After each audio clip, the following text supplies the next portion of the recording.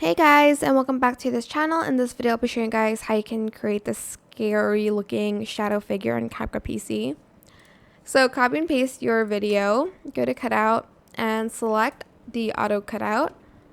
Then you are going to copy and paste it again. Select the first video and move it either to the left or the right. Go to adjustments, turn down saturation, brightness, turn up contrast, and the rest of it down. Right click, create compound clip again, turn down brightness and turn up contrast. Then go to effects, search for blur, and you are going to add in the motion blur effect to the figure, and you're just going to want to adjust this so you can kind of barely see the figure like so. You can also adjust the strength here a little bit.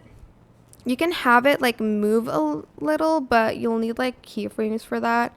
I don't know why for this one it doesn't work, but that is pretty much it. As you can see, it's very like creepy.